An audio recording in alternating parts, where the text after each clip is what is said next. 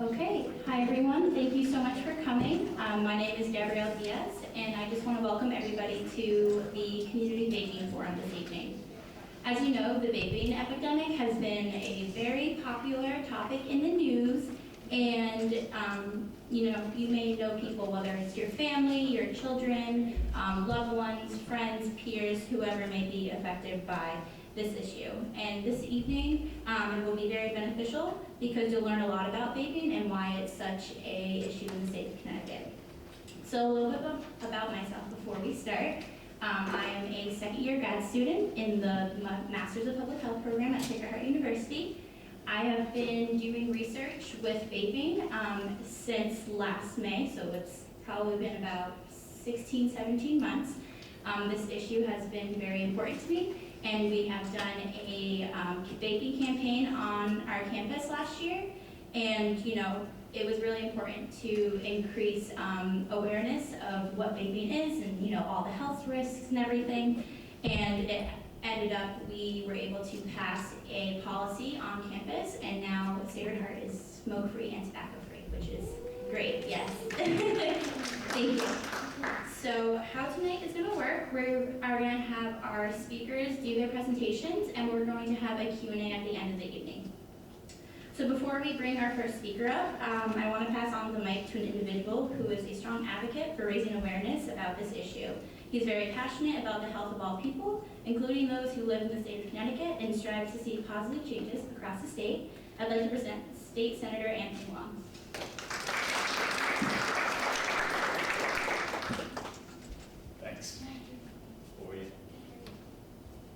Well, you are very kind, and I'm so happy to be here at the St. Vincent's Medical Center, which is now part of the Hartford Health Center system, and remaining a Catholic hospital in fulfilling its mission. So that's the first and foremost. I'm so happy that St. V's Medical Center will continue to serve the people of this area. That being said, as I was driving in, the latest CDC report just announced that we now have over 1,100 cases of vaping, lung-related medical conditions. This is now reaching an epidemic level, and it is a crisis. Now, I have colleagues here that we've worked with, and Representative McCarthy-Vahey and I worked on the Tobacco 21 legislation.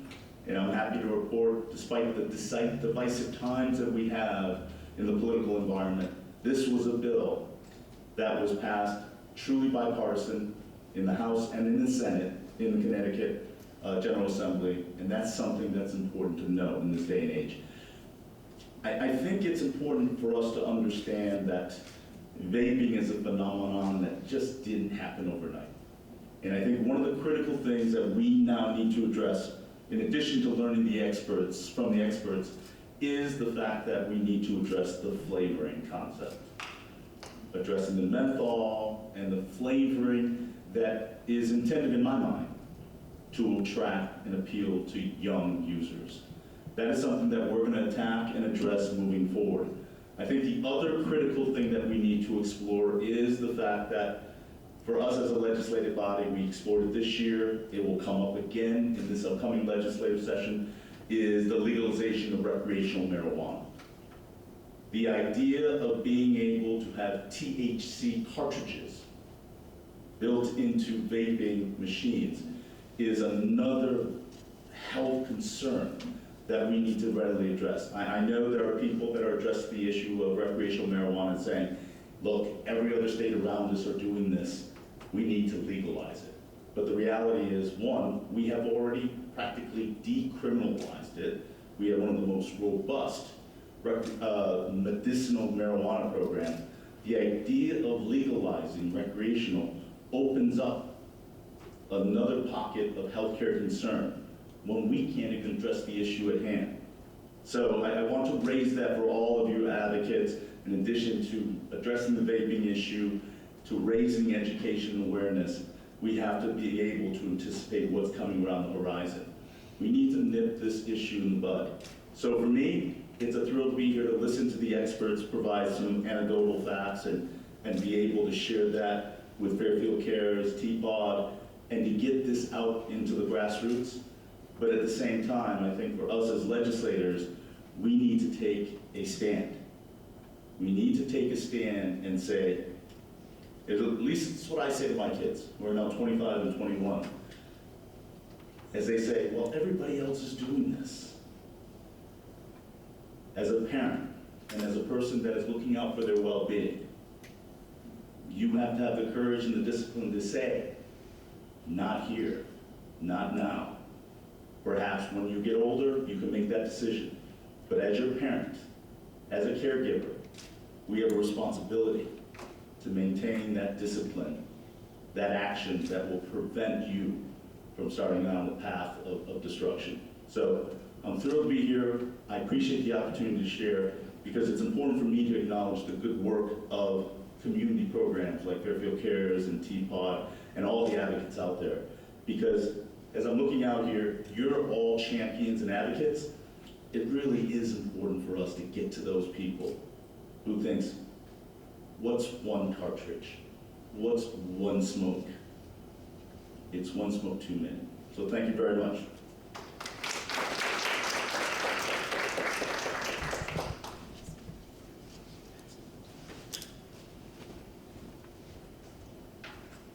Thank you so much.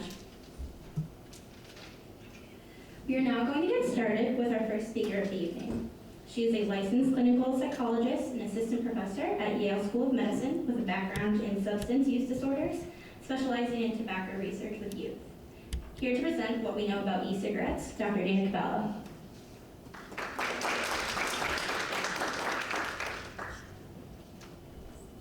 Okay, so my talk, I'm from Yale University School of Medicine. I'm part of a very small tobacco research and youth group. We've been doing tobacco research for, I don't want to date myself here, but for a number of years. And for like the last 9 or so, we've been focused on vaping and e-cigarettes before it became an epidemic. So this is early on. I'm just going to introduce you to my team. I think I'm going to use this thing. I went the wrong way. There we go. So the principal investigator I work, I don't know if anyone knows, is Dr. Christian Sarin. She's a full professor at Yale University, a pharmacologist that I've been working with for many years. And this is part of our research team. Most of these people are people that also give talks to various people in the communities. So our group does a lot of work in tobacco. We used to do high school-based tobacco cessation studies, and currently we have been working with the FDA and the NIH in trying to help regulate these vaping products. So some of the work we do is qualitative. I run focus groups in high schools trying to understand what the appeal of e-cigarettes are for young people. And then also we do longitudinal quantitative work. We're doing surveys in a number of local high schools, and I have data that my statistician just got together today with the rates in Connecticut, because I know we have a lot of national data. But just looking at high schools and all different alternative tobacco products, including e-cigarettes, which when we started this in 2013, they were not nearly as popular as they are now. We were studying hookah and other forms of tobacco, so now we're really focused on e-cigarettes. And the nice thing about doing a statewide survey in the local high schools is we can ask a lot more of detailed questions about vaping and concerns about it and things like that they don't do with the national surveys. But it's a lot of work, Okay.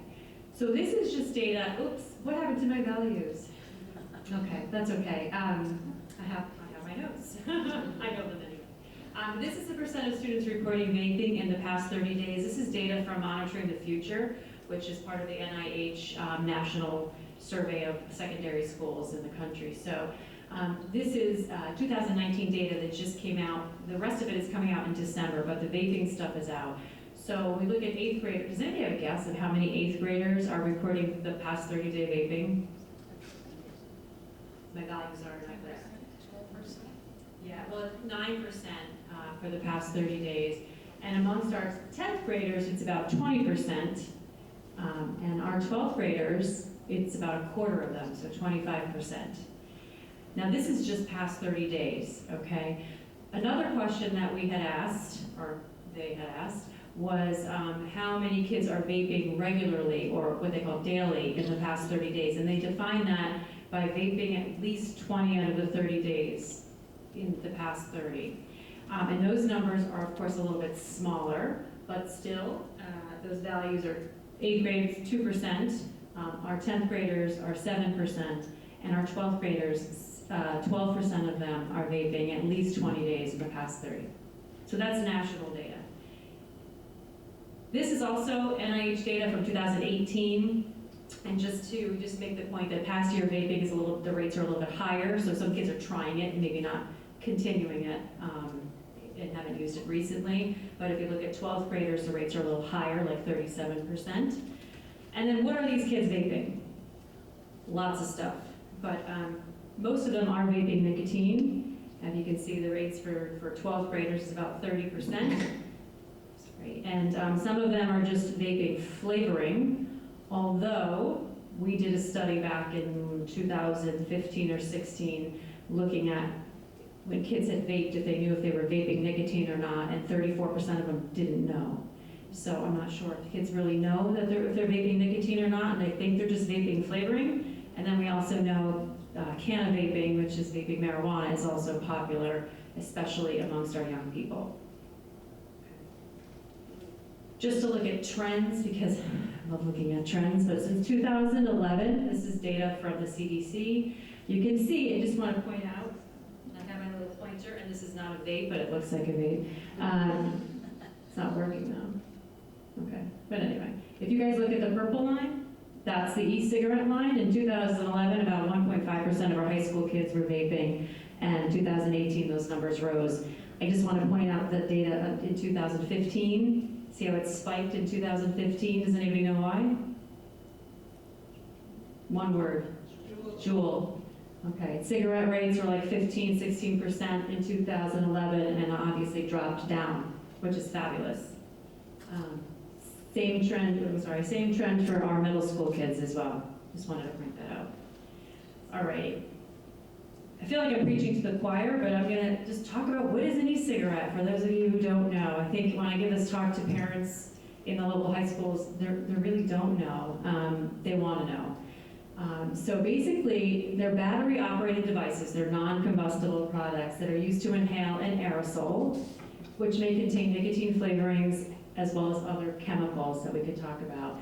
Basically, there's the atomizer, which is a heating element that heats up the e-juice that's found in a tank, a cartridge, or a pod, like in the newer devices.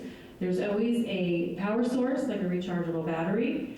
Typically, there's a control button, although with the newer devices, they're breath activated, and there's always the mouthpiece that you inhale. Okay.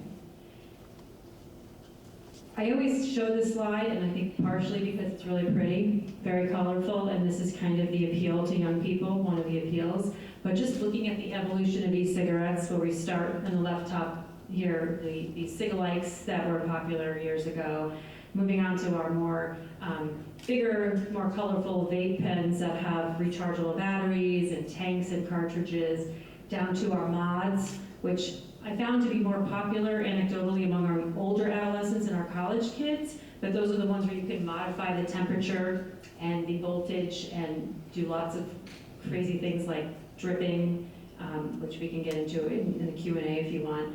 And then our more later generation devices, which are products like Juul and Sorin and Fix. And I brought a display in the back for you guys if you want to look at them after, so you can see some of these devices and their shapes and sizes. The newer ones, like the Juul, obviously very sleek.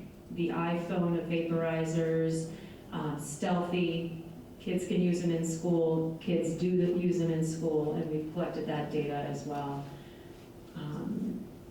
This is the data I was mentioning earlier. This is data from 6 local high schools that we conducted back in, it was like May of 2019? Yeah, 2019. About close to 5,000 students.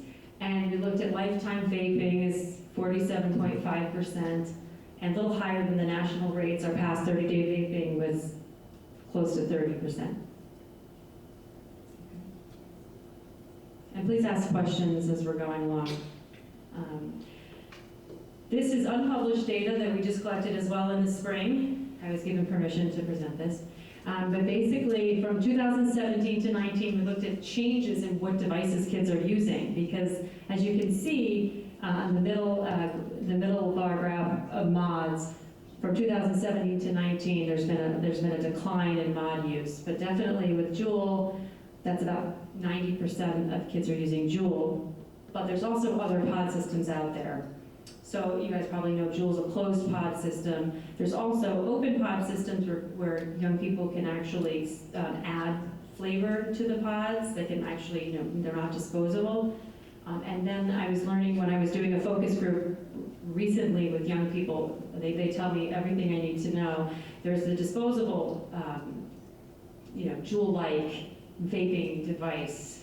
There's one called Stick, ST!K. They're cheaper than the Juul, and they're disposable, and they have even more nicotine than the Juul. What's in e-juice? And I guess this is the thing that concerns us the most, given what we've been hearing in the news recently. But there are a number of things in e-juice. So the two top things that we talk about is PG and VG, or propylene glycol and vegetable glycerin.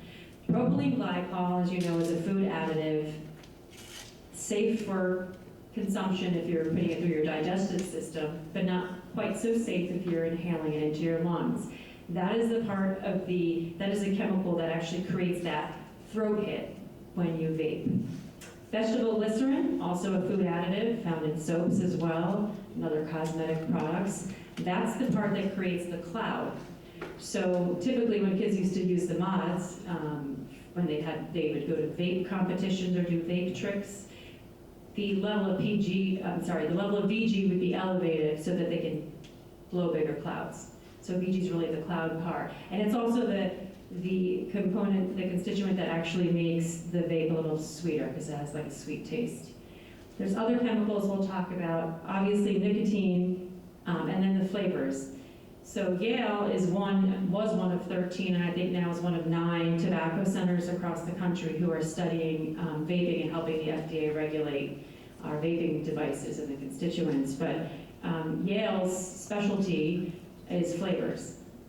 Our group specialty is adolescents, and we're studying the reinforcing effects of different flavors on vaping. And that data is being collected right now. That's our lab study with teenagers and young adults. So when we talk about vaping and how much nicotine's in a vape, it's very unclear. If you look at the package of a Juul, has anybody looked at the package of a Juul?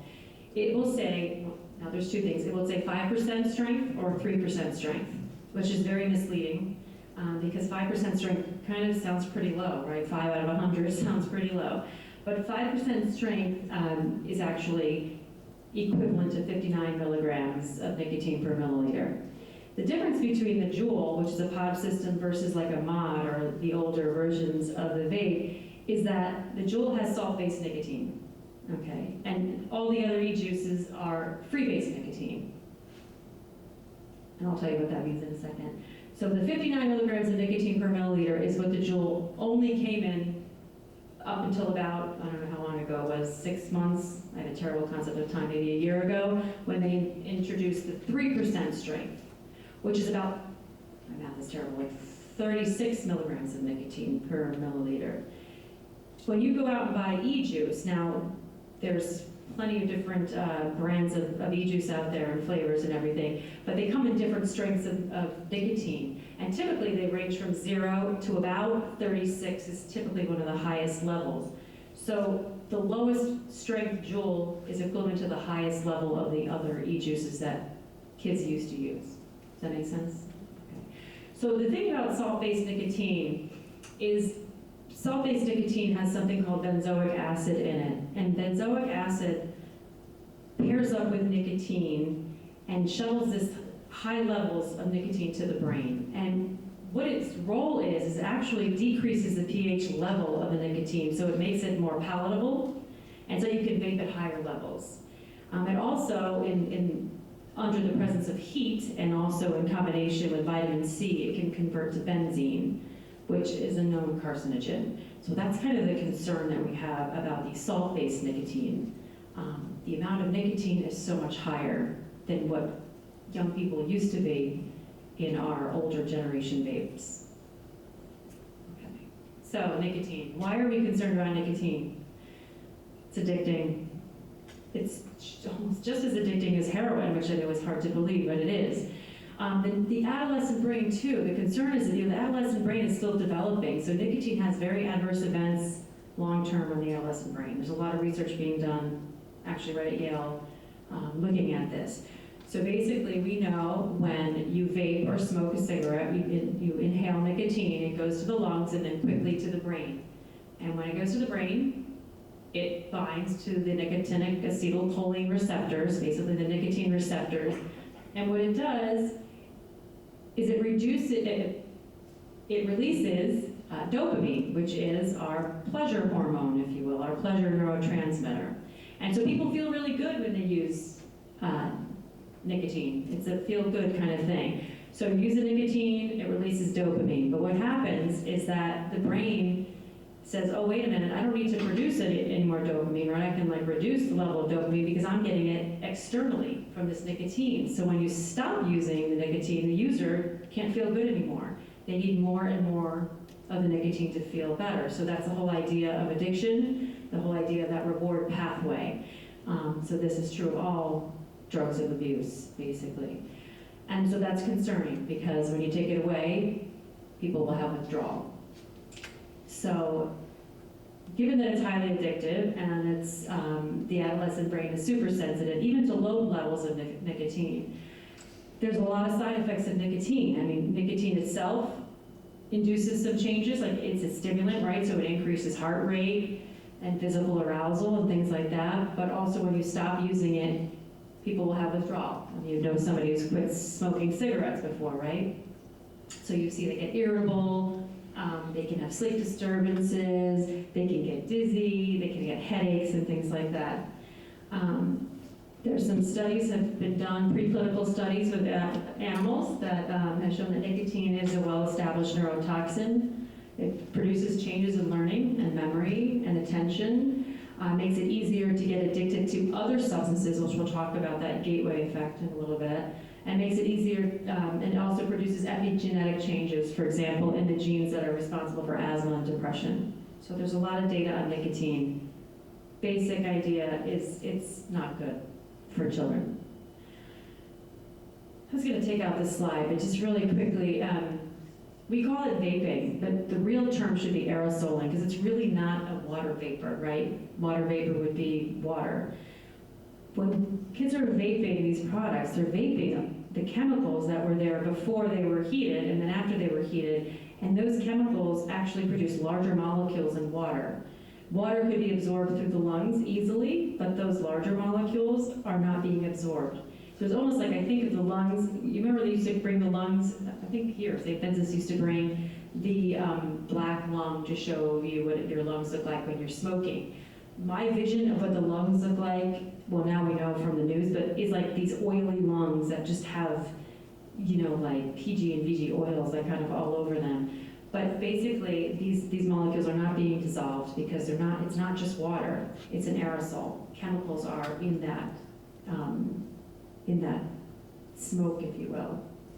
Okay. So we obviously saw all those news articles coming up about what's going on in the news right now with all these concerns and the lung injuries and the deaths related to vaping. So the current health concerns are definitely lung-related issues. PG and VG are both known lung irritants. Study by Ian et al. That came out in 2018 basically showed that e-cigarettes emit volatile carbonyls, reactive oxygen species, furans, which are just volatile liquids, and metals such as nickel, lead, and chromium. Okay. There's also data to suggest that people who vape are more likely to have heart disease than people who aren't vaping, so no different than our cigarette smoker. 71% higher risk of having a stroke, 59% higher risk of a heart attack or angina, and a 40% higher risk in general of heart disease. Okay. There's also, the FDA is showing some data to suggest in young people, a link between vaping and seizures. If you guys heard about that, there was like 127 cases identified of young people having neurological issues such as convulsions and seizures that they believe are related to vaping. So these are some of the things that we're concerned about with vaping, especially in young people.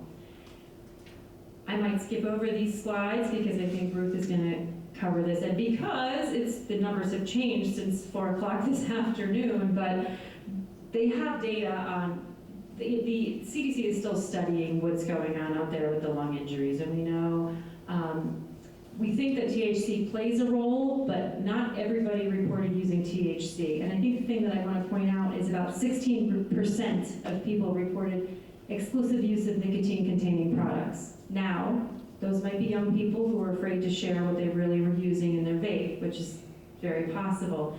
But I think that the key is that there's no common thread.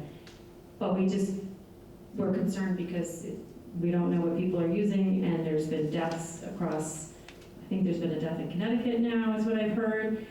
So it's very concerning, and the numbers are going up. So the message that, as a provider too, at Yale and at Primary Care Center, all of our providers are told to discourage people now from vaping, when about a month ago, we were sort of, even though vaping is not FDA approved as a smoking cessation tool, we certainly encourage the 7 medications that are approved for smoking cessation, but I would never discourage somebody from trying to switch over to a vape to eventually quit.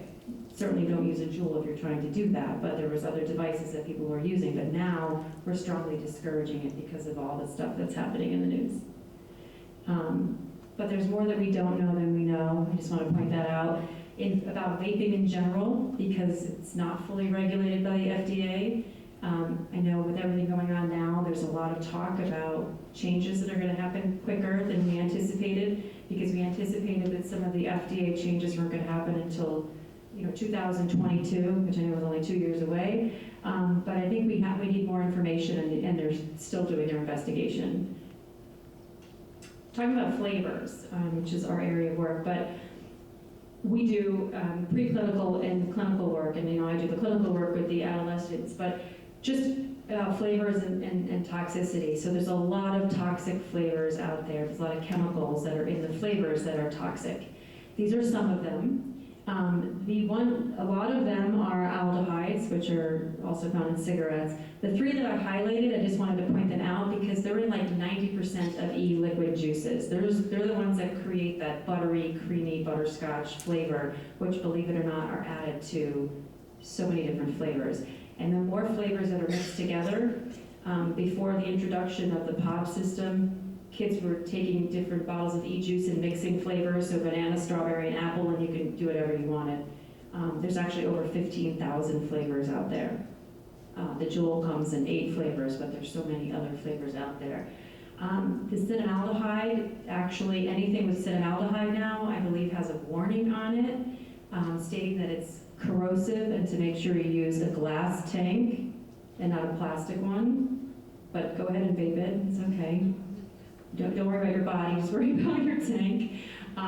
So these, and benzaldehyde is found in all the fruity flavors, and we all know in our work, in national work, that young people are vaping mostly fruity flavors, as well as menthol. It's pretty popular as well. So as you guys probably know, President Trump has this proposed federal ban on flavored e-cigarettes. This is different than, I know there's a lot of stuff flying around about what's going on with the lung injuries. This is above and beyond that. This is about addressing the appeal of flavored e-cigarettes to young people because it's such an epidemic, even before there were these known cases of lung injury and death. So we don't know if it's THC vaping, nicotine vaping, or flavors that are causing lung issues because the CDC is still investigating. They are planning to remove flavored e-cigarettes, and that's a separate issue. But we have to reduce the appeal of these products to young people. But keep in mind, and I'm saying this because I also work with adults, that vaping it's sort of like the methadone, or the Suboxone, I should say, of opioid addiction, but there, up until recently, people were saying that it could have been a harm reduction approach to cigarette smoking. I mean, we all know that cigarette smoking causes, among other things, but lung cancer and heart disease and stroke and all these other medical illnesses. But we need a balanced perspective, because some people are vaping and people are up in arms about, oh, well, vaping has helped so many people quit smoking. Great. But now that we're learning more about it, and it took us like 50 years to know about cigarettes and the harm they do, we're still in our infancy learning about vaping. But this whole outbreak of lung illnesses, I think, would scare most people about vaping to quit smoking, which is why it's all about nicotine replacement therapy now, because there actually is a nicotine inhaler that kind of is like a vape, but it's regulated, and people can use that to quit smoking, and I'm trying to encourage people to do that. Okay. The other thing we're concerned about, as if vaping isn't bad enough, is that vaping could lead to smoking. And I heard something strange in the news the other day, that people are starting to smoke now to quit vaping. Oh no, what is happening? But when we look at the data, and there was a study done in 2016 that looked at kids who are vaping are 6 times more likely to end up smoking. But we also don't know if those kids who are vaping are the kids who are going to end up being the smokers anyway down the road. But if you look at the kids who are vaping today, it doesn't identify one type of child. I mean, there's kids that are academically very successful. Our athletes are vaping. It doesn't matter. All kids are trying it. And when you ask them why they're trying it, first answer is, I just wanted to see what it was like. It's curiosity. But they're very interested in the flavors. Their friends are doing it, so it's a little bit of peer pressure. But it can lead to other tobacco use. And not just tobacco use, but obviously marijuana use. Kids are vaping marijuana. In a lot of the schools that I go into, when a child gets caught with a vape, they have different policies, but usually the vape is taken away, confiscated by the administrator, and if the parent wishes to come pick it up, which they usually do because they're expensive, they'll come get it. And then they actually test to see what the kids are vaping, because obviously marijuana is illegal. And now nicotine is illegal under 21 now. So they really shouldn't be having any of these products in the school. But some schools just turn their heads because they don't want to involve the police. But I think we don't know enough about vaping marijuana. But there's this new craze out. Have you guys heard of dabbing? Okay, so dabbing, that's right, this is one of our studies that just showed how kids are vaping marijuana. The rates of marijuana vaping are growing and growing every year. We did a study 2017, or I think it came out in 2017. It might have been our 2016 data, so this is kind of dated. But cannabis users using e-cigarettes, and then those were like lifetime e-cigarette users, lifetime cannabis users, and then lifetime dual users.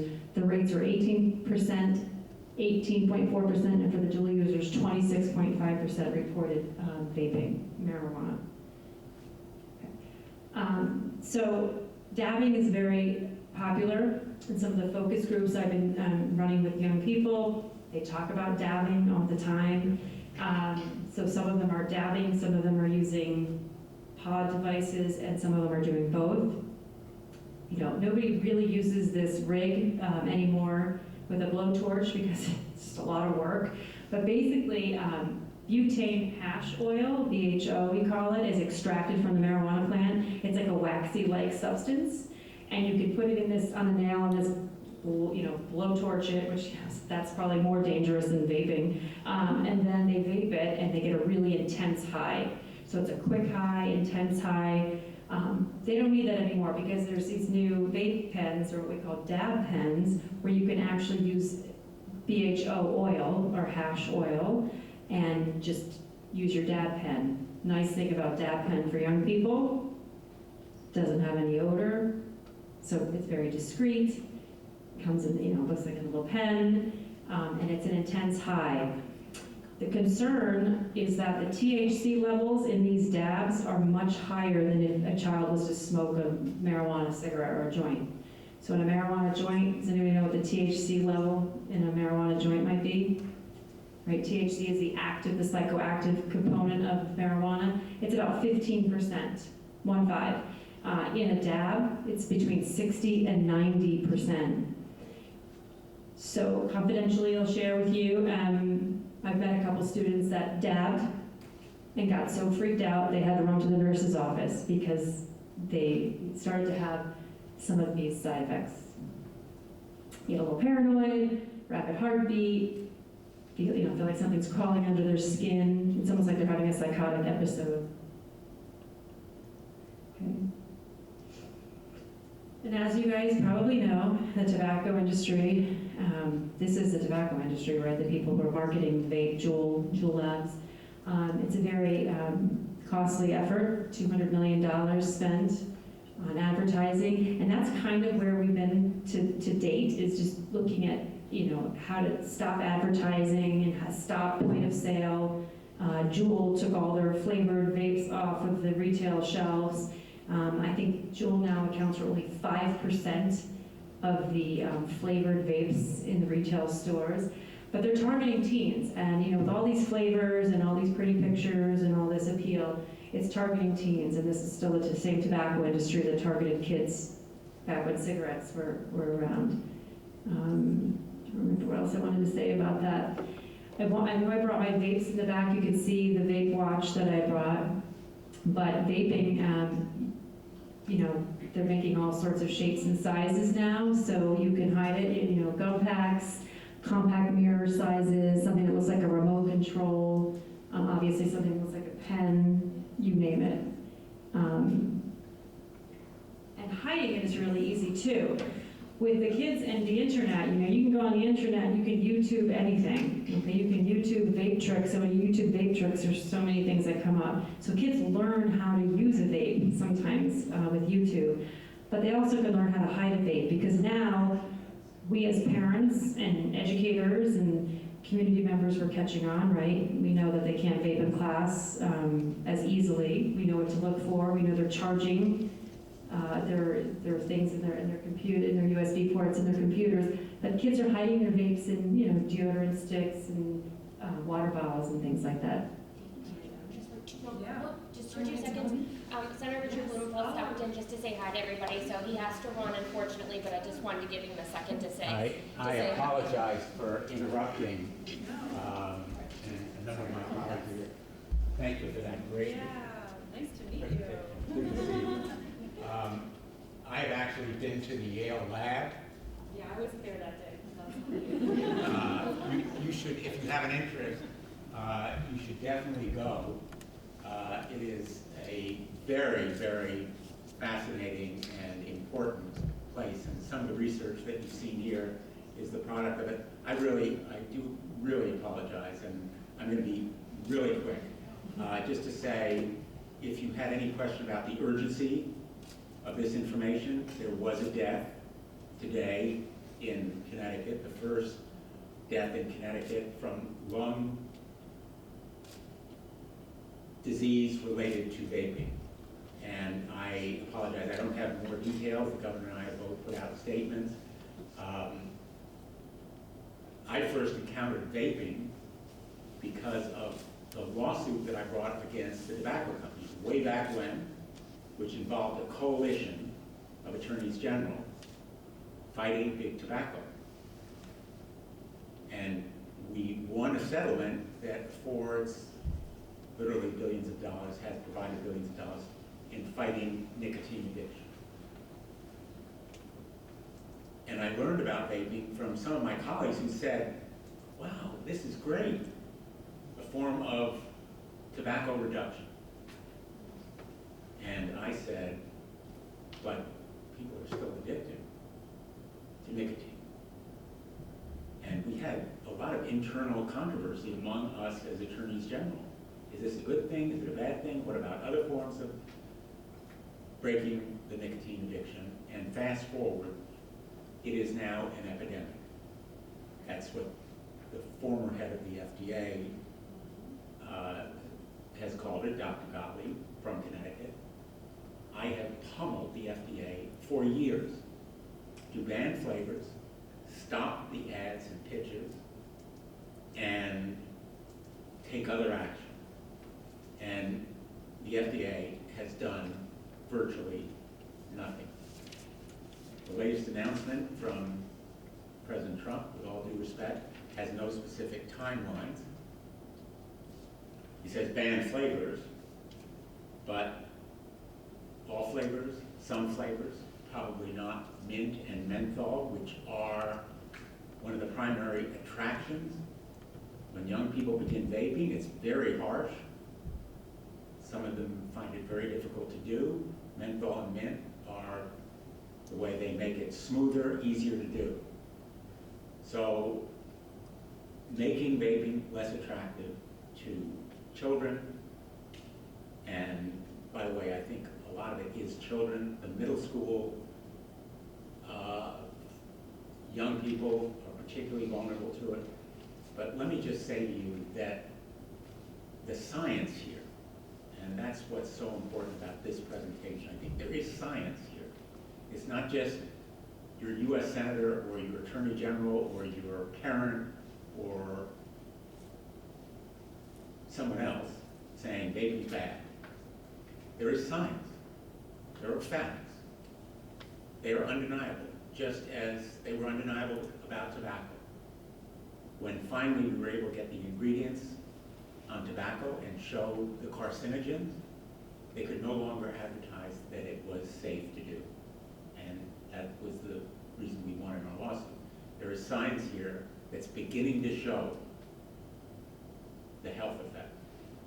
And I just want to thank Yale and thank you for being here, and most importantly, thank all of you who are here today for seeking to dispel some of that mythology that a number of my colleagues still stick to advocating, that somehow it is a form of tobacco or nicotine reduction. It can be. I don't want to say that no one quits tobacco by vaping. There are some people who do. But it is not by any means a safe way to quit nicotine or tobacco addiction.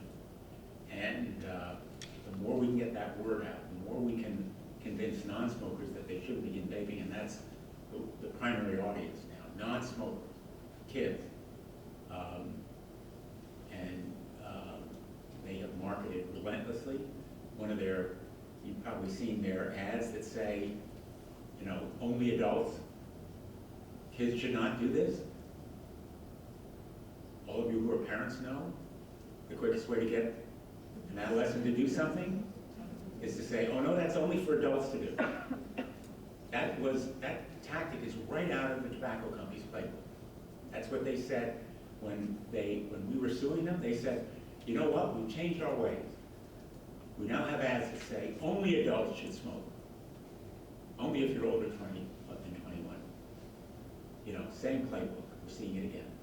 So thank you for being here. I apologize for interrupting. This is a great, great forum, and I look forward to coming back. Thanks so much. What is the FDA doing? Because they work so slowly, as we know. I mean, honestly, we've been doing regulatory science for 5-year grant, and we got another 5-year grant, and we're in year 2, so it's 7 years. So they're trying to end sales of e-cigarettes and flavors that appeal to kids, mostly the fruit flavors, as well as menthol, you know, but they might not include menthol because of adults wanting to use them as a quit smoking tool. They're actually banning flavors in cigars, you know, cigarillos, those little cigars. They're also very popular with teens. Unfortunately, I've learned that they don't really use them as cigars. They use them to make blunts, and they split them and add marijuana. They're trying to ban the marketing of e-cigarette products to children, such as using popular children's cartoon or animated characters or names of products favored by kids, like candy names like Skittles and things like that. And supposedly they're going to ban menthol flavor in cigarettes and cigars, but they've been talking about that for a long time, so I don't know if that's actually going to happen. I think we're at the end here, but so the new law just passed, everyone probably is aware, on October 1st. So the Tobacco 21 law. Are you going to be talking about that?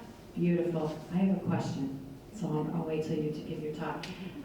So I think that's good news, right? That's positive. And then this new electronic cigarette tax that I just heard about today, if everybody's aware of this. I don't really understand it because I don't know how they're gonna do 40 cents tax per milliliter of nicotine liquid. I mean, if it's 59 milliliters, it's like $30 of taxes, so I'm not sure how this works, but this is a new thing that might deter people from buying pods and e-cigarettes. This is the most important part, I think. I think this is a discussion that we might have in the Q&A, but how do we talk to young people about vaping? I've been doing this. Not as part of a research study because for years we've been doing regulatory science. We have not been doing interventions. The FDA did not want us to do any treatment studies, but now we have all these kids that are addicted.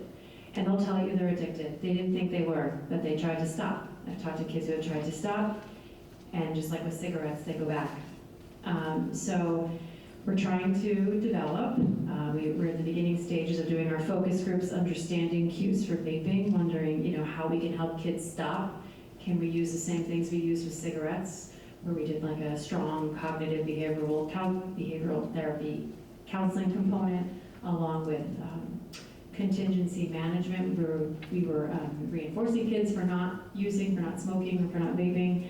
And we also used nicotine replacement therapy back in the day with our smokers. So we're looking into this, piloting a little bit of this work, but I'm really interested in this area and helping kids quit. I know it's great to be proactive, but we have a lot of kids who are using, so we need to react. And that's all I have, and thank you.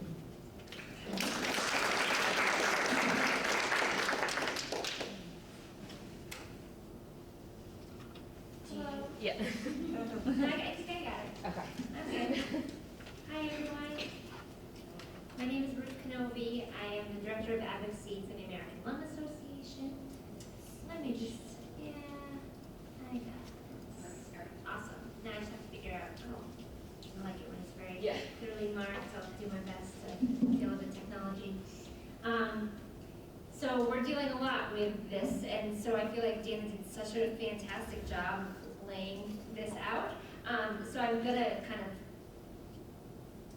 go through these slides pretty quickly. I just like to remind folks that vaping is it's a concerning issue. When we look at overall tobacco, it's still the leading cause of preventable death and disease in the state and the country. Over 480,000 people every year in the U.S. die from a tobacco-related disease, and even in Connecticut, it's about 4,900 people every year in Connecticut. So I'm very concerned about vaping, and I'm glad we're talking about this, but in the Lung Association's view, it is a tobacco product and should be regulated as such, and we just don't want to forget about the concern that's there as well. And so we talked briefly about kind of the trends that we're seeing, but even up until like 6 months ago, when I'd go and talk to folks and say, a lot of things that we're doing in the State House has to do with tobacco, and they're like, didn't we deal with that? You can't smoke in the restaurants, we're good. And, there were lots of still issues there with certain populations still using traditional tobacco, but then we look at the, advent of electronic cigarettes in the market, and sorry, this is so small, it looked much bigger when I was working on it before. But essentially, we went over that, but in the past 2 years, the new data that came out was there was a 135% increase in tobacco or e-cigarette use among high schoolers. That's huge. So when you're looking at those numbers, it's 5.8% of youth, like in high school, were using cigarettes in 2019 is the most recent data, and 27.5% of youth are using e-cigarettes. And Dana did an awesome job with talking about all of these things. Just wanted to say that generally the message now is don't use these products. We don't know what's in them. We've been talking about this for a long time, but really all of these diseases really brings us to light that we don't know any of the long-term impacts. They've been around for a little over a decade, And so we're very concerned about that. I'm just gonna kind of go through there. One of the things I think Dana said, but I just want to kind of underscore, is kids don't realize that e-cigarettes contain nicotine half the time. And so nearly 2 out of 3 youth, when we were doing this study, current Juul users incorrectly thought the product did not always contain nicotine. So just getting better information out there. The other thing we talk about here is they're not an approved cessation device. And so more than half of all adult e-cigarette users continue to use traditional cigarettes at the same time, so we talk about dual users. But then also that issue of like quitting is different than switching. And so when people often are treated for nicotine addiction, they're not using patches for necessarily 20 years. And so it's very different than just continuing to use that. And I've talked to tobacco cessation specialists, and they say so much of that addiction also is that like same movement that you have with your hands. And so when you're doing that still, it's just kind of continuing that piece associated with the addiction and just makes it that much harder. And again, FDA has not found any e-cigarette to be safe and effective in helping smokers quit. We talked about this. I want to hear lots of your questions, so I'm going to kind of go through this. But I did want to underscore this. I made this morning, and so just to confirm, there were 1,080 illnesses that have been confirmed in the U.S. and 18 deaths. And all of this has been throughout 48 states in the country. So I mean, it's really a nationwide issue that needs a nationwide response. So we really are urging and advocating that FDA take action, but we're seeing lots of states and localities kind of try to pick up the slack. But I think in this case, we're really hoping that we see some bigger nationwide action here. And in general, when we're talking about this, I mean, inhalation of harmful chemicals can cause disease. We always say, like, the only thing that's good for your lungs is clean, healthy air. And maybe some like asthma medication, that piece, but like anything else, when you're inhaling it directly into your lungs, can't be good for you. So, lung association, big goal, we'd love to see a tobacco-free society. It's a big one, but we know it's a highly addictive substance, a carcinogen that causes disease and death. We support measures to eliminate tobacco use by youth, eliminate exposure to secondhand smoke, promote access to cessation treatments, that's huge, and then deter tobacco use in the population through all of the means. So legislation, regulation, litigation is something we've engaged in, media advocacy and education is so important. So trying to hit all of these things from so many directions. And sadly, I think we did a really good job with the general population with cigarettes. And so hoping we can learn something here, but we really have a lot to do. So the Lung Association has been urging the FDA to take action to protect the public and our kids for more than 10 years, as many other public health organizations have. In 2018, we filed a lawsuit against the FDA for its delay in oversight of e-cigarettes. They were basically given authority in 2009 with the Tobacco Control Act to really deem authority over all tobacco products. But that e-cigarette piece didn't come for a long time. Now they have this rule that's taking so much time to be implemented. It's really concerning, but the FDA really needs to use its authority over products that protect kids and public health. And so these are kind of some of the big things nationally that we're looking at, support the ending of the sale of all these products. I think Dave did a great job of talking about these 15,000 types of flavors, and really the need to address that because it's such a huge draw for young people. And then stopping online sales to reduce youth access. I'm going to let Kristen talk a bit about something that we're doing in Connecticut that helps to address that. But regular tobacco products or traditional tobacco products are not allowed to be sold through the mail and delivered that way. So we'll see where we get. And also increasing the federal age of tobacco sales to 21. Some other things that we're looking at, and I won't take too much of your thunder, just kind of when the national government isn't necessarily taking action. So we're looking at things like addressing flavoring on a statewide level. I've heard a lot about that. But other things that we talk about is funding for education, for prevention and cessation, making sure that people who want to quit the proven ways have access to those treatments. And right now, Connecticut has a really poor record of doing that. And shout out to Senator Long for your op-ed about the talk about the necessary for funding. So we're really pleased for that and hope to see a change in that in Connecticut. But we were very excited about Tobacco 21 and kind of see where we go. But I did want to take most of my time just to kind of talk about some resources that are available.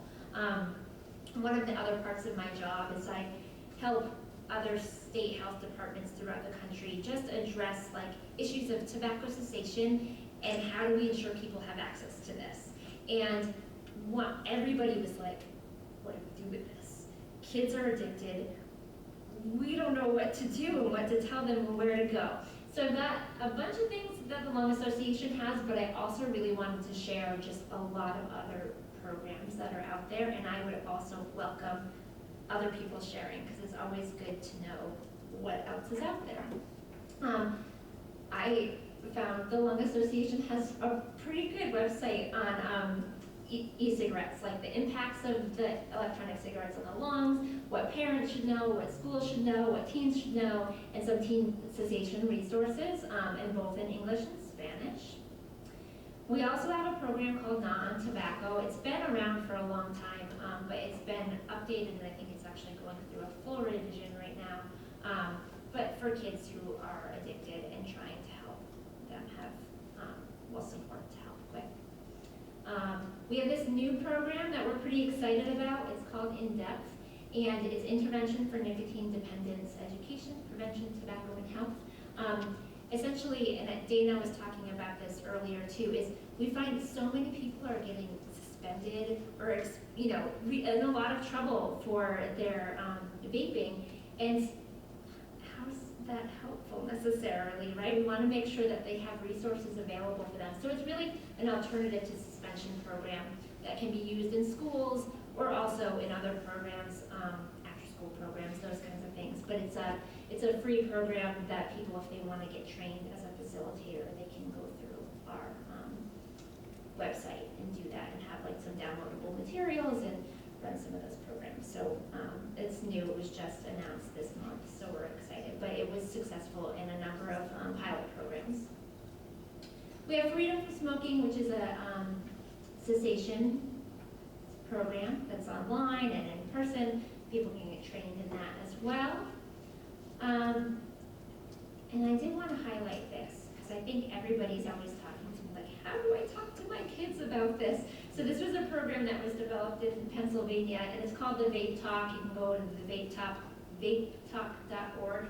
And it has like a conversation guide, which, it can be daunting sometimes to be like, how do I bring this up to my kids? So it is not very long. Okay, let me just.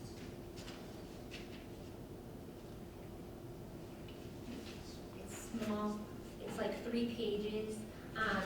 But it just talks like signs that your kids might already be vaping. And I'm just gonna read some of that, so in case some of you didn't know this information. But it says, look for changes in your kids' behavior. They might start cutting back on caffeine or getting frequent nosebleeds. Also look for signs around the house, like the vape pens. We've seen that. You really have to be on it now. That watch, I can't believe it. My colleague has one as well to kind of bring around and show people, and it's unbelievable that, it's a functioning watch. So, but those disposable flavor pods are around. You can, some people might find them in their laundry, but keep an eye out, right? And since vape pods come in lots of flavors, take note of those new sense neurons, or, it's like in your hand. It's like people can stand like this and hold them in their hands and you can't see them. So it's, it's easy to hide. So we have this campaign trying to get folks to just give them some suggestions about how to talk to their kids. So, choosing the right time and place, but also conversation starters, like, are lots of kids doing this at your school? I know that sounds silly, but just kind of a quick thing. I've used it in my own life, too, of, what do you see happening? I'm curious. Just asking that question of like, I saw this on the news, is always helpful, just to be like, I want to know from you what's happening, and kind of getting that piece there. And yeah, I mean, I think that's lots of different questions. And then giving them information, but learning from them as well. So I feel like this is kind of another new resource that we're excited about. Some different media posts and things like that. And we also have up-to-date tobacco trends as well. This is one small thing, but I did want to highlight this because I felt like this was really helpful. The Real Cost has a great program that's available to pretty much anybody who works with kids. And I feel like it's reminiscent of like the Truth Campaign ads, where they're really addressing, you know, how much, like how this is costing you in many ways. The tobacco industry is really targeting you. It's a pretty good resource and has lots of materials for people. The CDC has great information and has up-to-date statistics about the lung injuries and deaths, unfortunately, but if you want to stay up to date, I was looking at that today because I was expecting the data to come out, and so every Thursday I think they've been updating their data on that. And then the Truth Initiative and National Jewish Health put together these text messaging tools and apps to help people quit vaping. And so the Truth Initiative has a program called This Is Quitting that people have been using. Lots of state health departments are contracting out with them, and just trying to give people support as to, you know, we're hearing people are really addicted, well, what do we do for them? And so trying to meet kids where they're at as well. And then the other one is My Life, My Quit.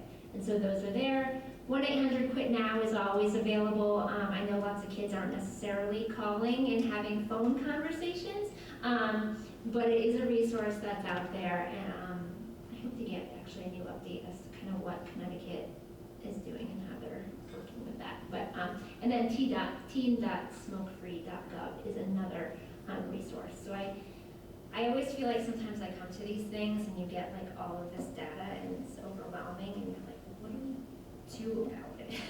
And so there are tools to help people, but it is tricky. I was doing a bunch of research and kind of looking at what's proven or like best practices for helping kids under 18 quit tobacco, and it's like nicotine replacement isn't necessarily proven to be effective. It's not always covered if you want coverage for it, for getting access to it, although I'm sure it's cheaper than the actual addiction, but still it can be pricey. So we're trying to just reduce barriers and increase access to get people help, because we need to do prevention, but we're also at the point where we need to help the people who are hooked quit. And like we said, we're just concerned about these products because we don't know the long-term effects. They're not regulated by the FDA, which you've heard a ton of times, but it's just concerning that for so long there was this message of, yeah, it's just water vapor, I don't know, but it's okay, it's got to be safer,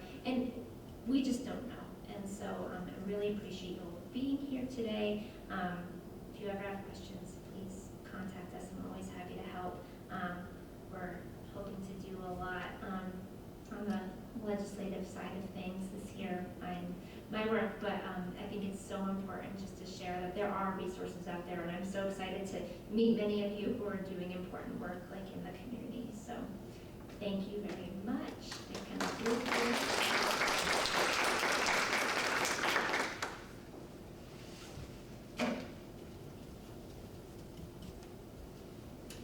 Thank you, Ruth, very much, and also thank you to Dana. I'm sorry I didn't get to thank you earlier. So now we are going to have our final presenter. She serves as the chair of the Planning and Development Committee, and she is currently serving her third term. She's a founding member and the co-chair of the Fairfield Cares Community Coalition. She's the granddaughter of a smoker who died from lung disease and has been involved with this issue since she was very young. And as a mother of teens, she's a strong advocate for Tobacco 21 and has led the effort to pass Tobacco 21 legislation in the state of Connecticut. I'd like to present State Representative Kristen McCarthy-Bailey.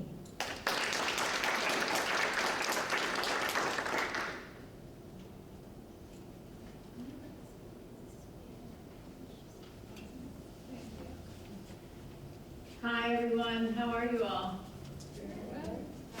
So thank you so much to all of you who are here. And Gabrielle, thank you especially for organizing this. And for all my partners over the years who are out there, I'm incredibly grateful. I just wanted to ask all of you, how many of you work either in local prevention or public health? So this is a very knowledgeable group.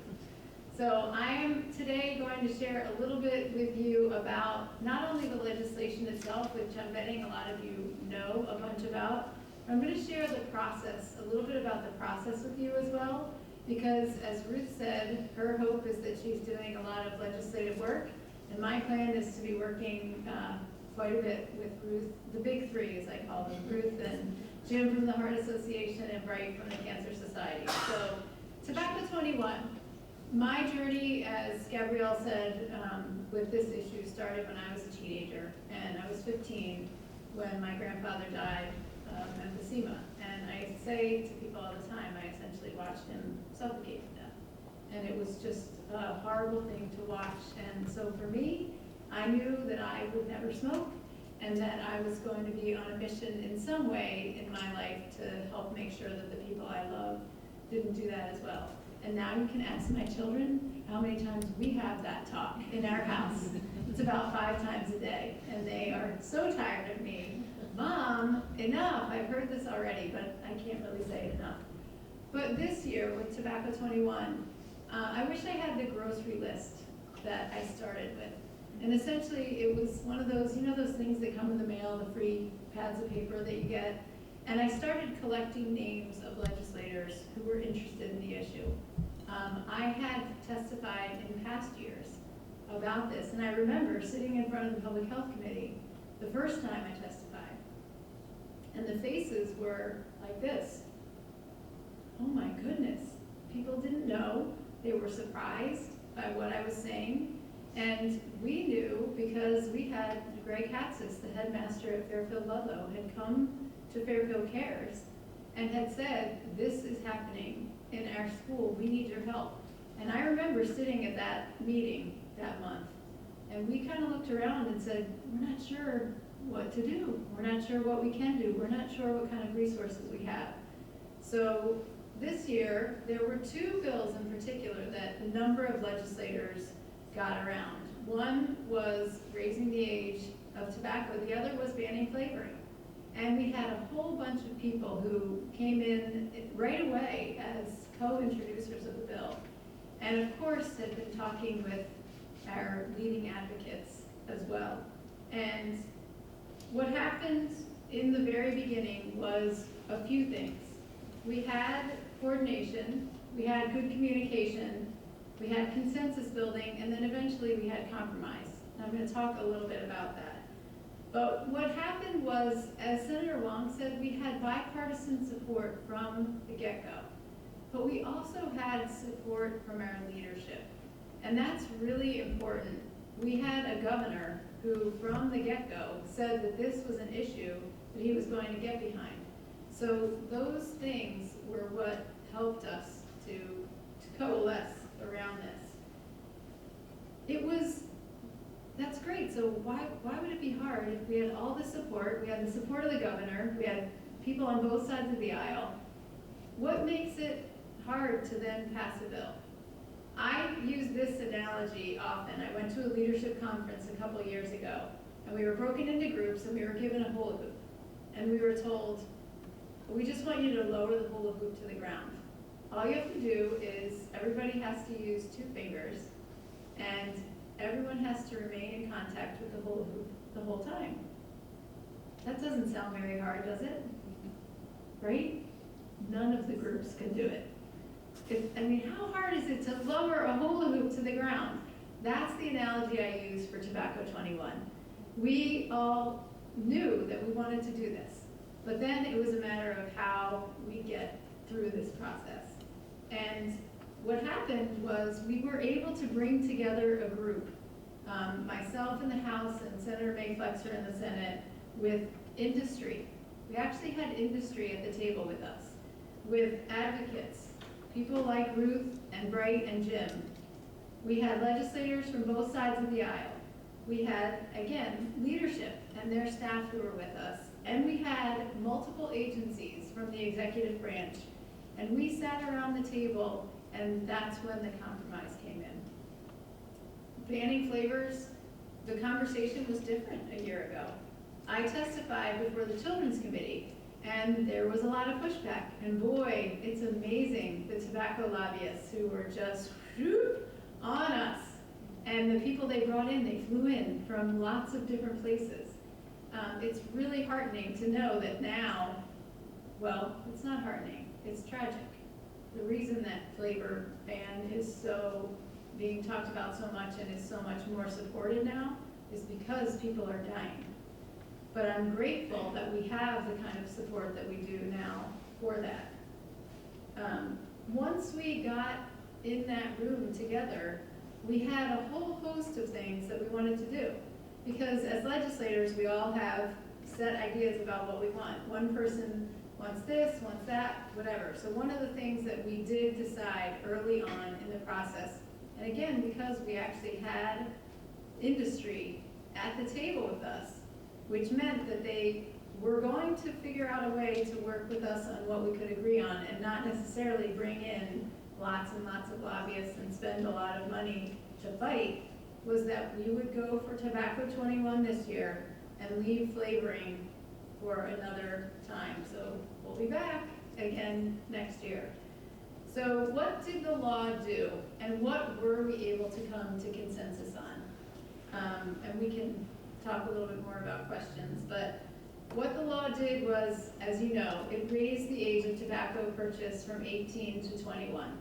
And there are a whole bunch of people who say, why does that matter? Well, I don't have to tell you all why that matters so much. Access is so important, and the stats in terms of how many people begin smoking before age 21 and then continue are really tremendous. For online purchases, while some of us wanted to get rid of online purchases altogether, that was not what we were able to come up with, but what we did do was require that a signature of someone over 21, similar to when you purchase alcohol, would be required, and that identification would be required. That was a tough negotiation with the delivery services and some of the drivers, but we were able to get that done. We increased the licensing and registration fees. And that conversation was difficult because small businesses were impacted. And so there were folks who were concerned about what it would mean for small businesses. One of the things that worked with that was saying we want to take, and we want some of those funds to be able to say we're raising some additional dollars here so we can have resources to provide some education and to provide for some of the other provisions of the law, which I'll talk about in a second. We increased the penalties for those who are selling to people under 21. And we talked a lot about this. Rather than putting the onus on the users or the young people, to put them on the providers and to increase the penalties that they faced, especially if they had repeated offenses. And that was an important piece. We did give the Department of Mental Health and Addiction Services more resources for those unannounced compliance checks. Who in here has, Tammy, you've done this with young people, right? Do you all know about how the compliance checks work at this point? It's actually young people who go in and try to purchase.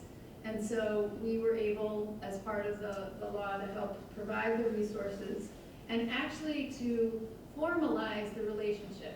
Here's another piece of the law that was so tricky. 3 different state agencies are involved. DEMIS, the Department of Mental Health and Addiction Services, does the compliance checks.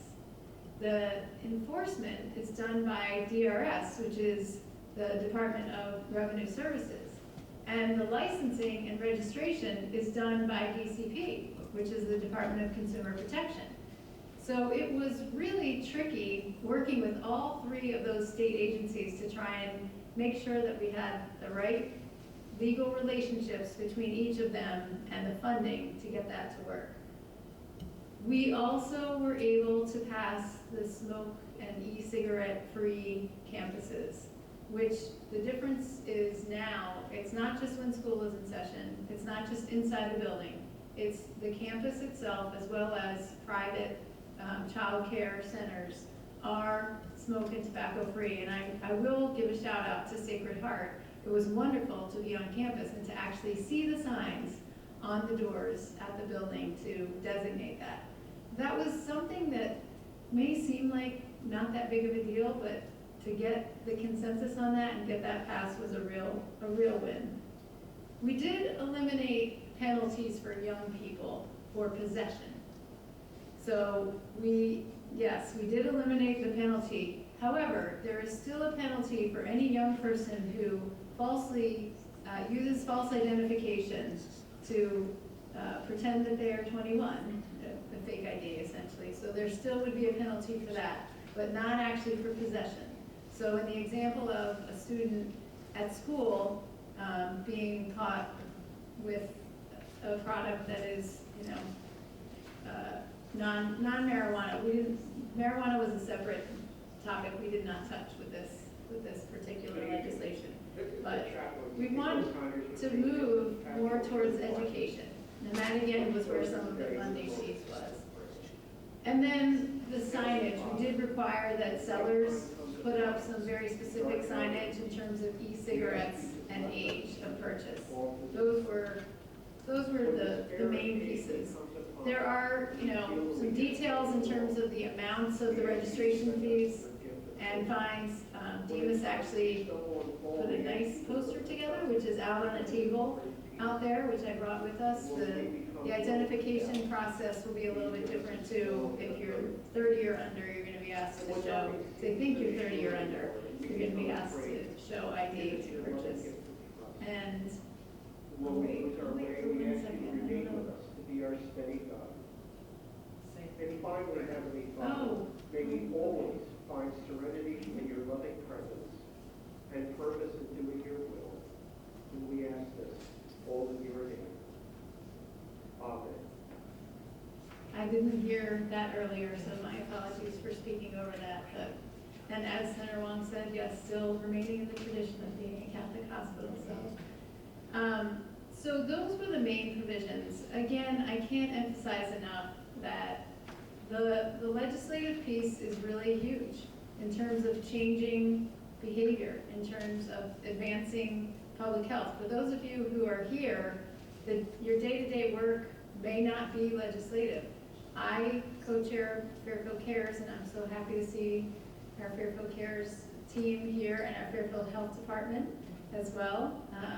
But all my other partners from other towns, Tammy and others, what we do at the legislature impacts what you're able to do at home and what we're able to do as the local prevention councils. So for example, having the resources to do those compliance checks. We were having to, piece things together in a different way. So this bill that was passed, a lot of us, we celebrated the other day, right? We were with Governor Lamont and we were very, very happy. But we all know that this is a step, and it is just that, because we know that this is an epidemic. And I was glad that Senator Blumenthal used that word, and absolutely that Dr. Gottlieb himself had used that word, because this is an epidemic, and we don't even, it's just beginning. We don't even know where this is headed. So we know already, we've had conversations, a number of folks are talking about what are the bills that we will look at next time. You're hearing a lot of legislators talking about flavoring. There are some folks, and I brought this up at our press conference, that are looking at, well, should we, like some other states and cities, look at a temporary ban? Because we simply don't know. And you actually referenced earlier the fact that you're now saying to people, no use. We can't say that any use is safe at this point because we don't know. And we're now seeing deadly results. So we together, I guess, to lower that hula hoop to the ground, it means, like I said, the coordination, communication, consensus building, and compromise. And what we know too is this is a short session of the legislature. So we know we're not gonna get everything we want. And we'll have to figure out together, and that's where so many of you do coalition work, right? Multiple stakeholders come to the table. We will work together to see what is it that we think we can pass that will give us the most bang for our buck and impact the health and safety of the largest number of people. And what do we know we can continue to move forward on? The last thing I'll say about Tobacco 21. It was young people and advocates in local communities who really had a tremendous impact on legislators. I can tell you just one example of that. My intern 2 years ago, who I brought him in to talk to one of the leaders in my caucus, who I've been beating this drum for a while. They do get tired of me sometimes, and that's okay. I'm gonna keep beating that drum. But when I brought my intern in, who was a college student, and I said, so-and-so, I won't even say a name, tell the majority leader, how many of your friends are vaping on campus? And he said, oh, they're all doing it. And later, I had an interaction with a young person who had come up, a high schooler. My daughter happened to be with me that day. She was visiting from college. And this young man, when I was asking him in front of a group of people, oh, how many of your friends vape? He said, oh, none of my friends vape. And I was kind of like, that's a little odd. And later, he pulled my daughter aside and said, well, I didn't want to say anything in front of your mom, but all my friends vape. Now, we know it's not all kids say that, but it was really the testimony and the experience and the ability of young people to come up that really did help move things forward. And that's why, your work at Yale and Ruth, the work you do, working directly with young people so that we understand what they are experiencing, what we need to learn from them, and we're going to continue to do that in the legislature. So with that, I'm like Ruth, very interested in the questions and conversation, and hopefully I can answer them. But I'm really grateful for you doing this and for having this conversation, because unfortunately we're going to need to continue it for, I think, years to come. So thanks, everyone.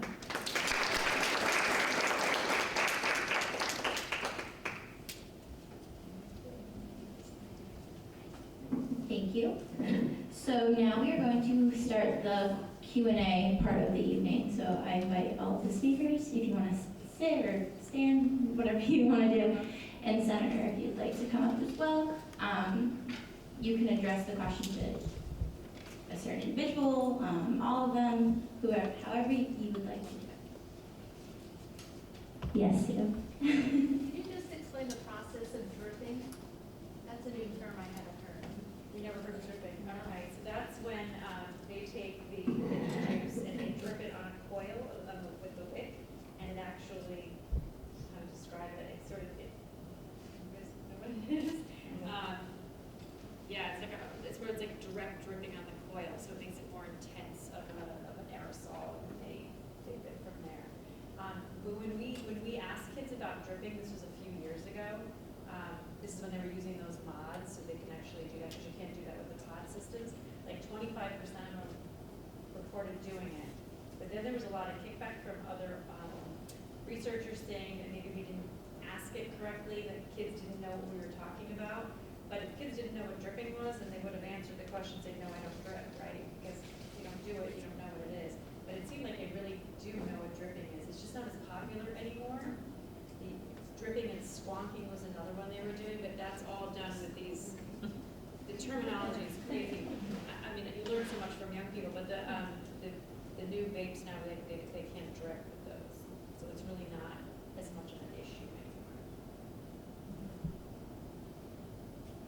I was asked by someone today, I was at the Greater Bridgeport Transit doing a health fair, and she said her mother was using vaping to come off of cigarettes, and she's only using water.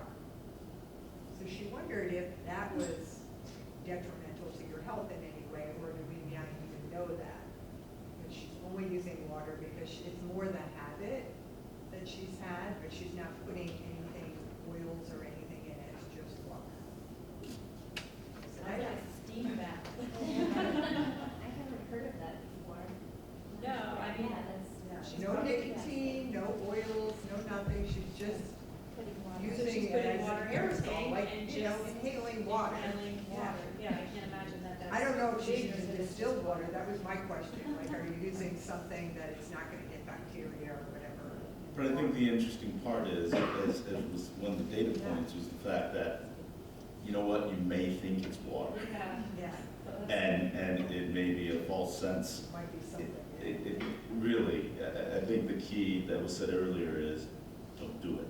Yeah. And it's not a switch, it's to quit.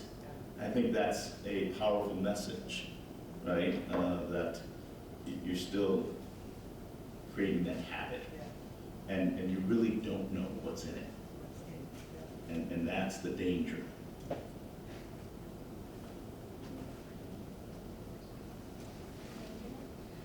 So, as a local health department, an advocate of public health, you know, we keep an eye when the legislative session gets going in January and February. And I found this year, on our own advocacy committee, when the bills come out, there were like, looked like 45 different kinds of bills relative, related to VP. How do you start to coalesce so that it eventually comes into one? Well, so I'll take that because we knew, right, from talking with the advocates, there were a ton, and I bet there will be again this year. And that's where the leadership matters, where you have both the executive branch and also in the case of committees, and particularly in the short session, the committee chairs will determine what bills get heard. So we've had, Senator Flexer and I were working hand in hand with the co-chairs of the Public Health Committee, Representative Steinberg and Senator Abrams. And part of what happened pretty quickly was that they got some really serious pushback on the flavor ban. And even with the putting in the initial bills, I had actually put out word to all legislators to say anyone wants to sign on. So for example, the Tobacco 21 bill, I forget how many, that's like I said, the grocery list that I kept, who said, I'd love to sign on to this initial bill, even as a co-introducer. So what happened was the chairs were able to see right away, look, there are all these people already coalescing around this one idea. So the same thing, I'm sure, with flavoring. Next time, we're probably going to try and get a group together to coalesce from the get-go. Although the Public Health House Chair has already publicly said that he is willing to move forward with the flavor ban. So we know that there's already an interest with that particular piece. But, there are other pieces, particularly in terms of the funding issues that a number of us have been talking about with the tobacco cessation, the trust fund money. I mean, I'll just note too, as a co-chair for the Prevention Council, there was a time when our state dollars that came in, the local Prevention Council dollars, we were required to spend a certain amount on tobacco prevention. Your Tammy's nodding, and so, and then there was a moment in time when we were thinking, well, does it have to be on cigarettes? Can we use it? We actually had a question during a period of time. Can we use this money for e-cigarettes? Will it count for tobacco prevention? So that's a great question, and some of that is just the role of leadership, and some of it is where all the legislators are, and then there's politics too, right? Because, for example, you have a higher ranking, I'll use this example, Representative Godfrey, right? He's been serving for ages. When I first came into the House, I said, who works on tobacco issues? And he was taking the lead on a couple issues. And I had ideas and things I wanted to do, but I had to kind of follow along on his lead because he, had more seniority. But if anyone wants to reach them. Please contact me. I can make sure you have your contact information, but there's a group called the Match Coalition that really works on tobacco advocacy, and I try to send out like pretty regular emails and let people know about what's happening if they want to get engaged, if we know there's going to be a hearing and that kind of stuff. So I'll just kind of make a quick plug for the Match Coalition. So feel free to get in touch after. These are issues that you want to get engaged on that level. And that's terrific help. The CGA.ct.gov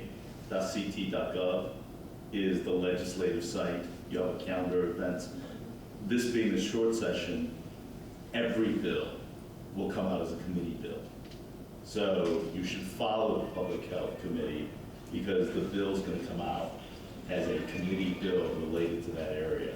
I think the key is to know who your local legislators are and develop that relationship and tell them that this matters to you and you would want them to support this and develop that dialogue. I think that's the most encouraging part. And we're here for you. But I think the key is you're going to get some pushback, but I think the momentum is such. I think the governor just made a public statement that he cannot or he was not going to issue an executive order removing flavoring, just as Massachusetts has done for the last 4 months, and New York as well.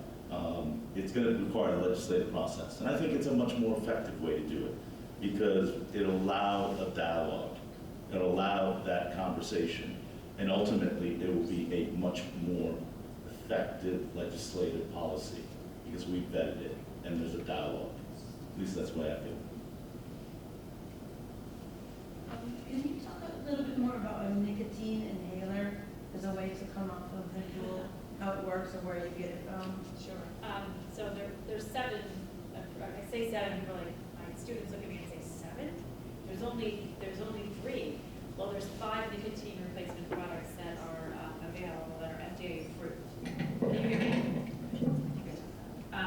So there's obviously the gum and the patch. There's also the nicotine, the nasal spray, and then there's patch spray, the inhaler. So it's basically it looks sort of like a vape sort of, and I think it's only prescription though. You can't get it over the counter like you can the gum or the lozenge or the patch. So the spray, the nasal spray, and the inhaler are prescription only, which for our Husky patients that I see in clinic is great because they want a prescription for everything because it's cheaper for them than buying it over the counter. But I think that's a really good option for people who, because it's this hand-to-mouth motion that Ruth was talking about. It's a behavioral addiction that's so strong for a lot of people too.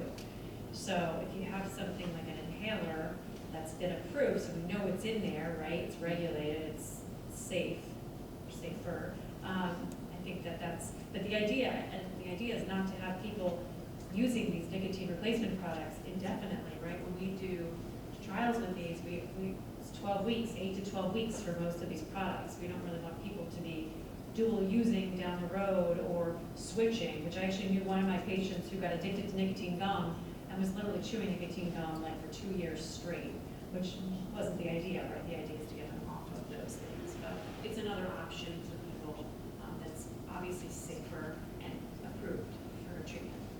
And I'll add about the legislation, Tobacco 21 also included language in partnership with the hospitals to make sure that we weren't somehow inadvertently outlawing things that were medical, that were approved, that kind of option, or other inhalers that people use. So we again, that was another communication and collaboration with other stakeholders. I just have a comment about the use of the word epidemic. And I think that framing it as epidemic makes sense, particularly to adults, because clearly we adults have not been listening about how serious this is. But I'm wondering if it's more important that we talk to kids about not everybody's doing this and not use the epidemic word with them, because I don't want them to feel like it should normalize this behavior for them. Yeah. So the data still is showing that more are not vaping than are, and I feel like that's more important than framing an epidemic. So you agree? Well, you heard me say not everyone is. When I was talking about the young people and they say, we had the campaign in not drinking. That was our, you know. But the idea, exactly, I think you're absolutely right, that epidemic, I emphasize that word in a room like this, and I also think, again, know your audience when testifying. I use that word when testifying this year, because I think people who are policymakers needed to understand the severity of the issue.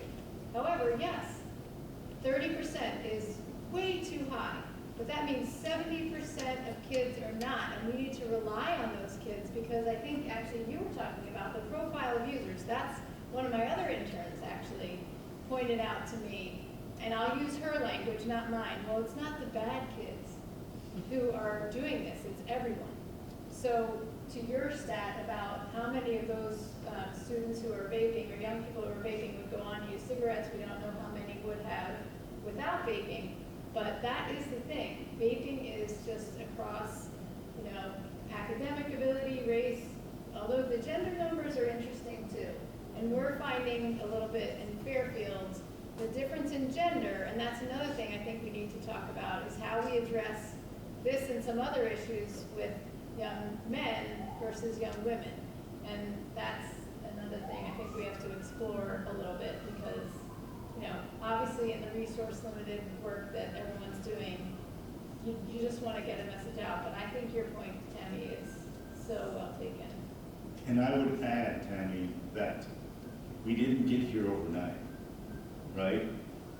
It might have begun 5+ years ago when it became a normalization process, a permissive alternative to switching. And then the process of normalization increased the utilization and the hit factor until we've gotten to a critical point now where it's life-threatening. But the fact is, when you allow a sense of normalization, and that's one of the biggest concerns, as I mentioned earlier, is we fall into a trap of permissiveness.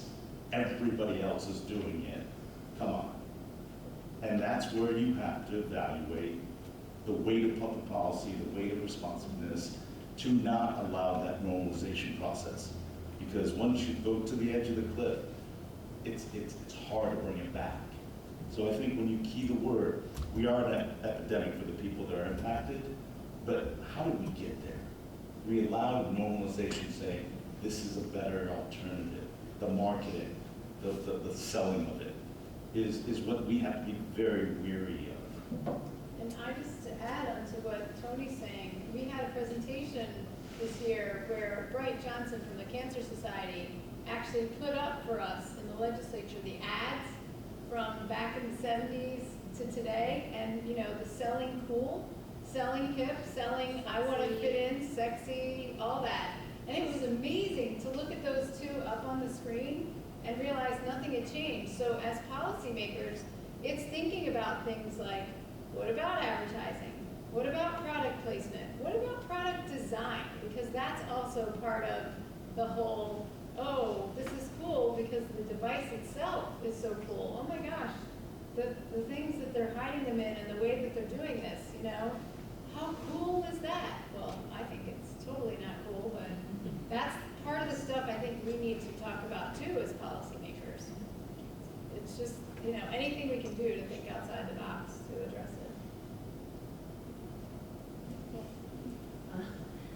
We know that this is not safe in any form. However, I'm starting to get the impression, now we're hearing in the news about all of these incidents with the lung problems. I'm kind of getting the feeling that kids think that Juul is safe because it's a recognized brand, it's been marketed very heavily. I think they tend to think that some of the off-brand things might be less safe.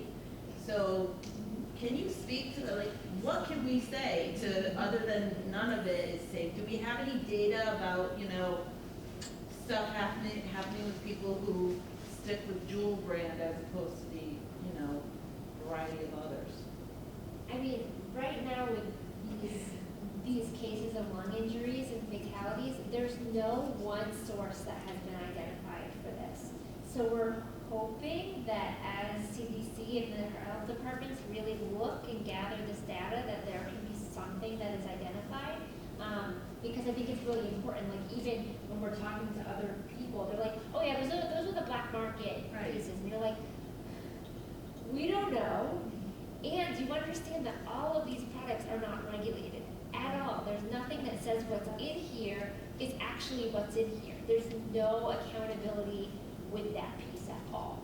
And so that is very concerning, and we're hearing that, and I think just we need to do a better job of communicating, but also as you're talking to people, please share that as much as possible. Age 21 is a big threshold. You know, when you're 18, there's some leeway in regards to high school senior age group. The threshold, age 21, is another tool that we give our high school and middle school administrators to say, you shouldn't have it at all, right? That's a really important tool that we give to our schools to say, you shouldn't have this at all, unless you're fifth year senior or something, right? But that's an important factor. And I think as we debate this, we have to respect a balance between 21-year-olds and older that can make that decision. A complete ban of a product that is not illegal is something that we as policymakers need to balance in the decision-making process. We can look at flavor, but we can't ban nicotine. It's not illegal. And if you're 21, you can make those decisions. Our policy weight is when you're not 21 and you're a young kid, your developmental stages are not set. We want to be able to get to that level of maturity. Because you're going to get a lot of policy people and tobacco companies are going to say, you're denying their rights. You can put an 18-year-old to war, but you're going to tell them they can't drink alcohol or do tobacco. That's the balance that we have to understand as policymakers, and that's the pushback. It's important to understand the pushback.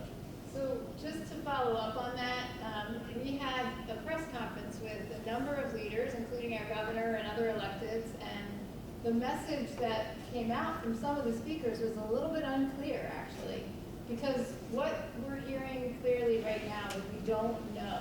And the reason, and I said that day, we should put everything on the table right now, including a temporary ban. I think I was quoted as a permanent ban. The reason is because we actually don't know. And what you're hearing very clearly now from the health professionals, from our Commissioner of Public Health, from our governor today is, folks, everyone should be staying away from these products right now until we figure out what's going on. And that's where you're hearing people talking about, you know, let's put a pause on this. So in terms of, you know, the clarity of answer, there may be some nuance, and yes, there's conversation about balance about things, but right now, in this moment, we don't know that any of these products are safe. And we do, cigarettes, we do know, right? But there is regulation, there's knowledge at least. In this case, we are lacking some of the basic knowledge and information, which is why you're hearing from so many places and so many sources saying, just don't use these products right now. And I just want to add too, I know there's concerns like, you know, with the kids who are saying, I mean, because I've talked to some of these kids and they said, oh, they think they're safe and they're, you know, it's not Juul because we've been using the Juul for, you know, so long now, it's safe, but, you know, we don't know. The only thing I heard was the extensive interviews that were done with like those 40-something people or 50 people, like half of them were using dank vapes, but that's like 50 out of, you know, 800, whatever, you know, over 1,000 people now. Right, the numbers keep rising every day. So, and then the other thing with kids too, and Tammy's question, kind of hit a chord with me because one of the first things we do, or I do when I give a talk or do an intervention group with kids, is ask kids, how many people at your school do you think are vaping? And I'll tell you the answers are, and we used to do this years ago with smoking too. How many kids do you think are smoking cigarettes? And they would say numbers like 80%, 90%. I've had kids say 100%. And I love using that data. We actually have collected data in some of these schools that I go into so I can actually tell them what the rates are, and the rates are obviously much lower. And so we talk about the false consensus bias. And I explain that psych term to them and tell them, just because you're vaping and your friends are vaping doesn't mean everybody's doing it. There's more kids not doing it. Because we don't want to normalize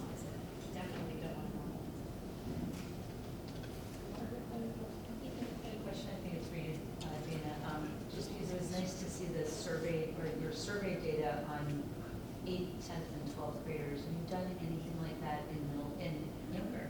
Such a good question. So we want to go into the middle schools. We've been in the middle schools, but before this became an epidemic. It's a loaded question. We've been talking about it every week in our meetings because we're in the high schools that we're in. We'd like to actually follow those kids longitudinally, so we'd like to go into the middle schools at the same times that we're in the high schools. It's just a matter of me reaching out to all of them and trying to get them on board. Which, by the way, the relationships I've built over the years with the high schools took me a really long time. And believe it or not, and I'll say this as Yale in New Haven, the hardest schools to get into were our New Haven schools today.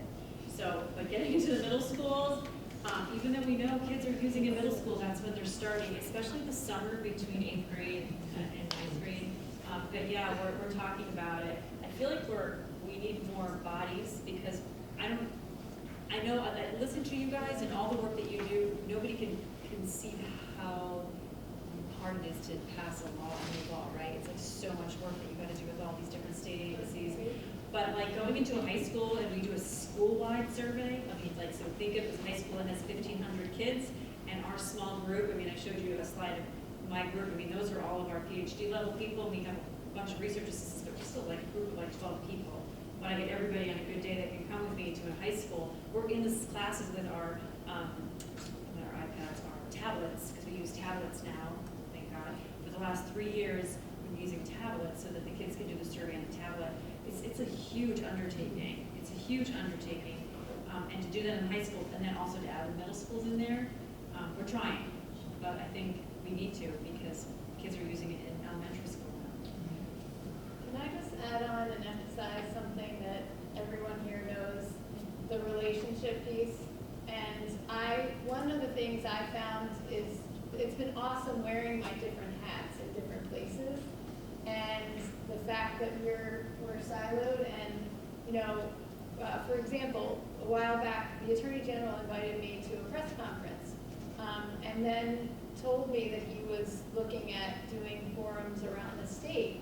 And I said right away, you have to talk to the local people. Go to the local prevention councils and the local health departments, and that's who you should be talking to about this instead of just trying to come in and do that, because there are relationships and there are people who know what's happening on the ground and who know this work. And I mean, the Fairfield Cares work, trying to just develop those relationships with the middle schools. And one other piece I'll say about middle school that we found, that maybe you too, is the whole parental hesitancy. Well, my kid's just a baby, right? And just really being hesitant about talking about some of those issues. So how to have to talk is different when you're in 6th grade, right, than when you're in 12th grade. So, yeah, I know I'm preaching to the choir with that, but I just felt like, Ryan, did you have a question?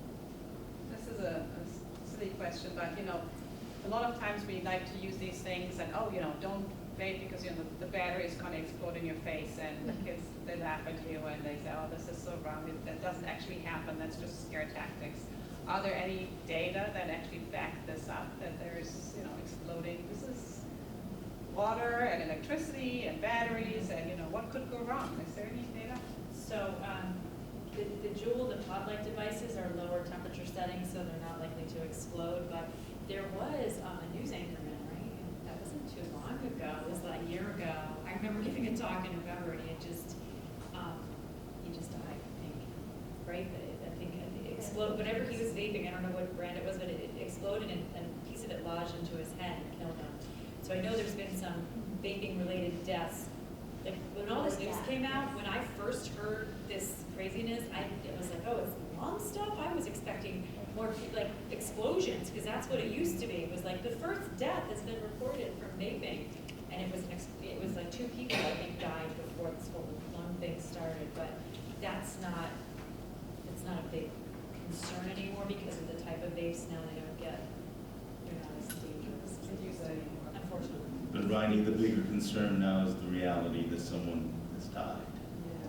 So this is not a cartridge exploding. People are dying from this. If that can instill fear and that kind of a message, I don't know what does. I mean, first case of death in Connecticut just this week, right? That is the But as a message. teen, it's always somebody else. As a teen, you feel invincible. Yeah. That's the thing. It's with all the substances, the opioids. We know people die like this, but teens go, oh, it's not gonna be me. That's, You know what's interesting? When I talk to teens about if we were to do like a quit vaping program, because this is what we're doing in our focus groups now, how do you want us to do this? What would help you guys quit vaping? And they tell us, we have, of course, a lot of priming notes and things that we're thinking about, but we ask them open-endedly first.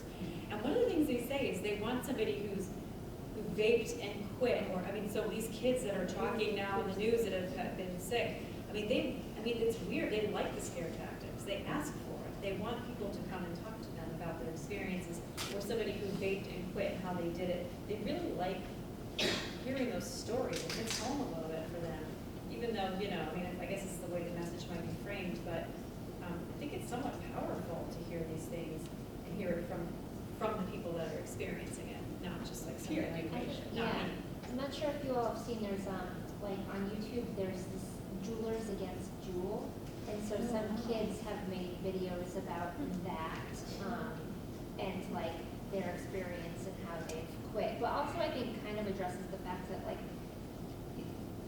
like successful when we had a long time ago, it was like the big tobacco is trying to get you to do this, right? And so it's this big company and getting into that too, but also like peers talking about their experience as well. Someone that recently shared that with me. So that might be interesting or useful too. This will be the last question. You mentioned that it was irreversible. Years ago, when you quit smoking regular tobacco, it was said that after so many years, your lungs would get back to it. Is there anything that we know about the, you're saying irreversible, is there anything we know? Is that oil stuck in there? Have you seen the images of the people's lungs on the news? It's pretty, they're equating it to like late COPD Yes, and no, that's what they've been saying. So to me, it looks really scary. I mean, it's not like, it's a gradual progression with this combustible cigarettes, right? But with these electronic cigarettes, these cases, it was, and you've heard, there was, we've been invited to so many talks to listen to what the messages are to give to the community about how to talk about the lung problem. I didn't sit in for all of them because I was so busy, but they were talking about how this happens so quickly. I mean, the pulmonologists are saying it's not like it's taking so long. It happened so quickly in a set of very healthy lungs, looking like they aged to the point where like an 80-year-old might have COPD. And as I was coming in, actually, COPD is not reversible. the latest news as I was coming in was a study that just came out that said that they have seen damages that reflect mustard gas from World War I. They are seeing that kind of physiological effect that is similar to mustard gas. That was a study that just came out today, and taking a look and saying that kind of damage is reflective of chemical warfare. It just came out this afternoon as I was coming in here. So that's another thought of fear. Should be very real. Thank you guys so much. Thank you very much. And I just want to do a quick shout out to Gabby for she was so instrumental in getting this whole thing